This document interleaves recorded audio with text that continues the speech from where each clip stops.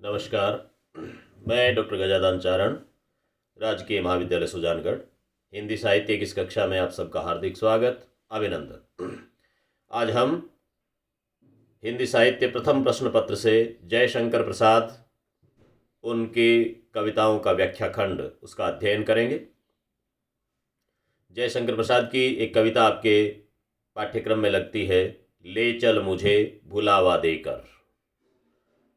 यह कविता प्रसाद जी की एक महत्वपूर्ण कविता है जो छायावादी प्रेम सौंदर्य की रचना है, और उसको पढ़ करके हमें जयशंकर प्रसाद के साथ में छायावाद के काव्य सौंदर्य को, छायावादी कविता, उसकी विशिष्टताओं को, उसके मानवीकरण को, उसके रहस्य को समझने का एक रास्ता दिखता है। ले चल मुझे भुलावा देकर, ये कविता छायावादी प्रेम सौंदर्य के महान कवि जयशंकर प्रसाद की कविता है। साहित्यिक जगत में प्रसाद जी का एक सफल और श्रेष्ठ कवि के रूप में, नाटककार के रूप में, कथाकार के रूप में, निबंध लेखक के रूप में सुविख्यात नाम है। जयशंकर प्रसाद के नाम से युग हैं अलग अलग विधाओं में। नाटक में जयशंकर प्रसाद का युग है, कविता में छायावाद के चतुस्तंभ में एक महत्वपूर्ण नाम जयशंकर प्रसाद का आता है।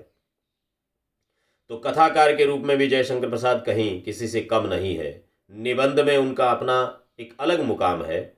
ऐसे जयशंकर प्रसाद की ये जो रचना है वो इस संसार से पलायनवादी दृष्टिकोण दर्शाने वाली रचना है। संसार की तामझाम से संसार की झंझावतों से, सांसारिक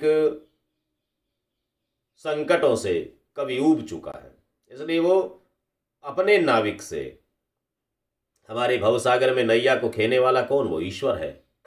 कवि अपने ईश्वर को याद करके कहता है, हे मेरे नाविक, हे मेरे मालिक, हे मेरी नाव को खेने वाले, हे भवसागर से पार उतारने वाले, हे ईश्वर, मुझे भुलावा देकर इस संसार से दूर ले जा। क्योंकि इस संसार से ऐसा मोह हो जाता है व्यक्ति का कि मरना चाहता ही नहीं, व्यक्ति इसको छोड़ना चाहता है नहीं। सांसारिक चीज़ों के प्रति जो हमारा मोह है वो इतना घना हो जाता है कि व्यक्ति छोड़ना ही नहीं चाहता।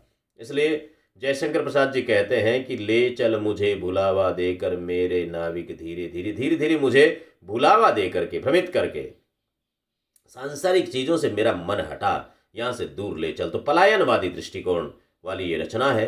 कवि इस कविता में एक ऐसे स्थान की खोज करना चाहता है जहाँ पर सांसारिक संकट, उलझन बिल्कुल ना हो, वहाँ केवल सत्य हो, निश्चलता हो, वहाँ जाकर के व्यक्ति निश्चिंत हो सके, ऐसा प्रयास कवि करता है। पहले कविता पढ़े फिर उसका अर्थ समझते हैं। ले चल मुझे भुलावा देकर मेरे नाविक, धीरे धीरे।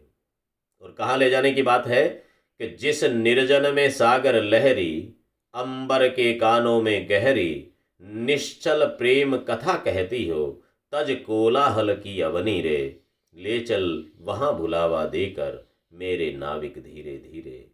जहाँ सांझ सी जीवन छाया, ढीली अपनी कोमल काया, नील नयन से ढुलकाती हो, ताराओं की पांति घनी रे। ले चल वहाँ भुलावा देकर मेरे नाविक, धीरे धीरे। और जिस गंभीर मधुर छाया में, विश्व चित्रपट चल माया में, विभुता विभूषी पड़े दिखाई, दुख सुख वाली सत्य बनी रे। ले चल वहाँ भुलावा देकर मेरे नाविक, धीरे धीरे। और अंतिम बंद है, श्रम विश्राम क्षितिज वेला से, जहाँ सृजन करते मेला से, अमर जागरण उषा नयन से, बिखराती हो ज्योति घनी रे। ले चल वहाँ भुलावा देकर मेरे नाविक, धीरे धीरे। हे मेरे नाविक, हे मेरे ईश्वर, मुझे भुलावा देकर इस संसार से दूर ले चल और एक ऐसे स्थान पे ले चल। मैं शांति चाहता हूँ, चैन चाहता हूँ। कभी कहता है संसार की आपाधापी में, उलझनों में फंस करके बुरी तरह से थक चुका हूँ, मुझे यहाँ से दूर ले चल, संसार को भूलने का हुनर दे। हे मेरे नाविक, हे मेरी नाव को खेने वाले, हे मेरे ईश्वर, मुझे दूर ले चल। और कहाँ ले चल? ऐसे निर्जन में, जिस निर्जन में सागर लहरी, अंबर के कानों में गहरी, निश्चल प्रेम कथा कहती हो, तज कोलाहल की ध्वनि रे। कवि कहता है, ईश्वर मेरे जीवन की नैया को धीरे धीरे इस सागर की लहरों से दूर लेकर के चल। मुझे एक ऐसी जगह ले चल जहाँ सत्य प्रेम का आवास हो, जहाँ दूर दूर तक कोई आवाज ना हो, कानों में एक मधुर आवाज गूंजती रहे। और वो क्या?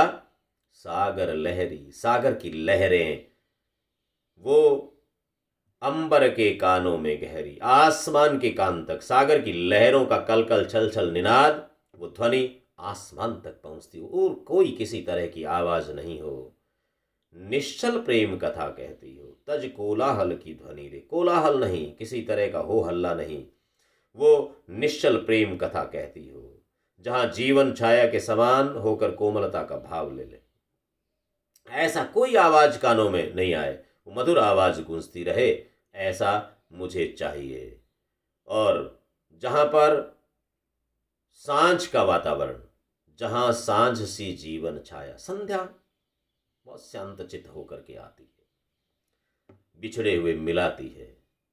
आन ओक ओक सब लोक सुख, कोक शोक हेमंत। एक कोक को छोड़कर, चकवे चकवी को छोड़कर के बाकी सब जोड़े मिलते हैं, सब आराम करते हैं। रात्रि सुखदायिनी है, इसलिए रात को सुखदायिनी कहा गया। भले ही वो अंधेरा है, लेकिन सुख प्रदान करती है। जहां सांझ सी जीवन छाया, संध्या के समान ढीली अपनी कोमल काया, नील नयन से ढुलकाती हो ताराओं की पांति घनी रे। जहां पर संध्या आए, ताराओं की पंक्तियां दें, ऐसा मुझे चाहिए। वो जीवन छाया के समान होकर कोमलता का भाव लेता हो, जहां पर नेत्र आसमान के नीले रंग के समान शांत हो जाएं। ईश्वर मुझे ऐसी दुनिया में ले चल जहां माधुर्य का वातावरण हो, जहां सुख दुख का सत्य वातावरण हो। ऐसे वातावरण में मुझे ले जाना है, जिस गंभीर मधुर छाया में, विश्व चित्रपट चल माया में, विभूता विभूषी पड़े दिखाई, दुख सुख बाली सत्य घनी रे। जहां पर गंभीरता की मधुर छाया हो।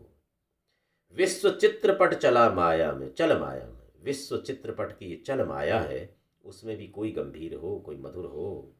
विभूता विभूषी दिखे पड़ाई, विभू प्रभु का नाम है, उसकी विभूता, ईश्वर की माया, वो मुझे दिखाई दे। सुख दुख बाली सत्य घनी रे। सुख दुख के बीच में सत्य घना हो जाए, सत्य दिखे, यथार्थ दिखे, ईश्वर का दर्शन हो। सत्य ही तो है,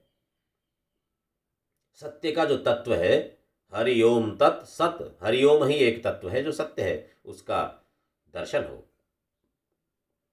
श्रम विश्राम क्षितिज वेला में, क्षितिज कहते हैं जहाँ आसमान और धरती मिलते हैं, उस बिंदु को क्षितिज कहते हैं। क्षिति माने धरती है, जय माने जन्म, जहाँ धरती का जन्म होता है, आसमान और धरती मिल जाते हैं। ये हमारी आंखों की दृष्टि जहां तक पहुंचती है, वही क्षितिज है। हमारी अधल घर व्यक्ति का अपना क्षितिज अलग है, जिसकी नजरों की ज्योति जितनी दूर देख पाती है, वहां क्षितिज हो जाता है। तो श्रम विश्राम, जहां श्रम से विश्राम, क्षितिज वेला, उनके मिलन की वेला, जहां सृजन करते मेला में, वह सृजन हो, आनंद हो, सृजन में आनंद, श्रम में आनंद की प्राप्ति हो, जहां जागरूकता की ज्योति दिखाई दे, वहां पर अमर जागरण उषा नयन से बिखर आती हो ज्योति घनी रे। वो अमर जागरण, उषा, उषा कहते हैं प्रातः काल को, प्रातः है जहां सबको जगाती हो, अमर जागरण कराती हो, अंधकार से, अज्ञान से, अनिद्रा से हमें जगाए, सत्य के दर्शन कराए, सब कुछ सामने दिखा दे, किसी तरह की यवनिका, किसी तरह का पर्दा नहीं रहे, सत्य पर सारे पर्दे उठा दे। ऐसी उषा, ऐसा भोर, ऐसी प्रातःकालीन वेला, बिखराती हो ज्योति घनी रे। वो ज्योति, घनी ज्योति का बिखरा वो करती हो, बिखेरती हो, फैलाती हो। वहां कवि जाना चाहता है। कवि कहता है, वो जागरूकता की ज्योति मुझे चाहिए। संसार की सांसारिकता से ऊब चुका कवि, उसे संसार में कोई तालमेल दिखाई नहीं दे रहा है। वह अपने जीवन रूपी नैया को ईश्वर के हाथों में दे करके यहां से दूर जाना चाहता है और एक अटल सत्य की खोज करना चाहता है, शांति प्राप्त करना चाहता है, शांत वातावरण में रहना चाहता है। खड़ी बोली की ये रचना रहस्यवाद का वर्णन है, मानवीकरण है, अपने जीवन की नैया को खेने के लिए ईश्वर को खेवैया बनाता हुआ रचनाकार संसार से दूर जाकर के शांति की खोज करना चाहता है। ये पलायनवादी दृष्टि कहलाती।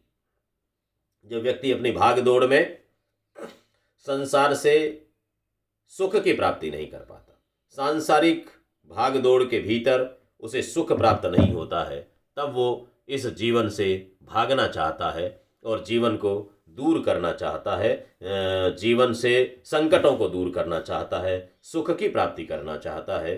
और ऐसा ही जयशंकर प्रसाद अपने नाविक से, अपने ईश्वर से कामना करते हैं।